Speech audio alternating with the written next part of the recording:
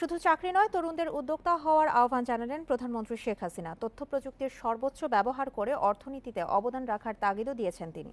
বুধবার 6.5 লাখ ফ্রিল্যান্সারকে পরিচয়পত্র দেওয়ার অনুষ্ঠানে যোগ দিয়ে এসব কথা বলেন প্রধানমন্ত্রী। জানান, চতুর্থ শিল্প বিপ্লবে পিছিয়ে থাকতে চায় না বাংলাদেশ, আর তার প্রস্তুতি নিতে হবে এখন থেকেই। বাংলাদেশে কেউ জমি জমার কথা ভাবে না। আমার সঙ্গে চলো, সব বলতেছি। ফ্রিল্যান্সারদের আইডি দিতে বাংলাদেশ কম্পিউটার কাউন্সিল ভবনে তথ্য প্রযুক্তি বিভাগের এই অনুষ্ঠান। গণভবন থেকে এতে অনলাইনে যোগ দেন প্রধানমন্ত্রী।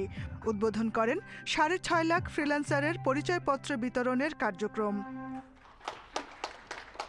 এ সময় সরকার প্রধান বলেন, 1996 সালের আগে সরকারি অফিসের কোনো স্তরেই কম্পিউটারের ব্যবহার ছিল না।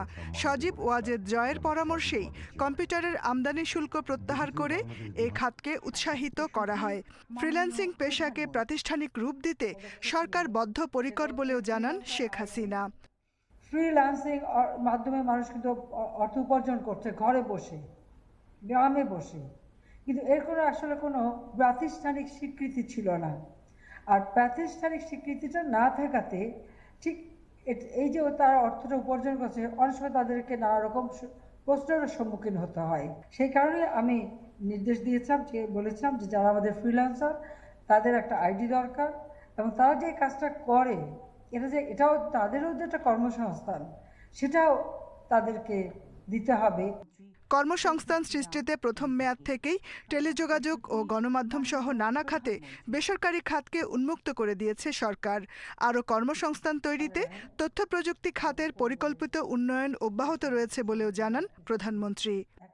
আমরা আমাদের তরুণদের কর্মসংস্থানের জন্য ব্যবস্থা নিচ্ছি। স্টার্টআপের জন্য বিশেষ বরাদ্দ রেখেছি।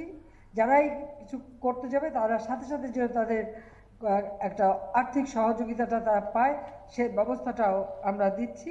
তাছাড়া বিভিন্ন ব্যাংক আমরা করেছি, তার মাধ্যমেও কিন্তু এই অর্থ পাওয়ার বেশ সুযোগ সৃষ্টি হয়েছে। দেশের মেধাবী তরুণ তরুণীদের কথা তুলে ধরে তিনি বলেন, একটু সুযোগ করে দিলেই তারা মেধার বিকাশ ঘটাতে পারেন।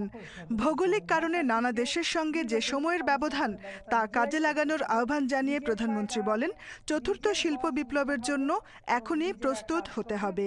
আত্মমর্যাদা নিয়ে সমাজে মাথা উঁচু করে আমার তরুণ সমাজ চলবে।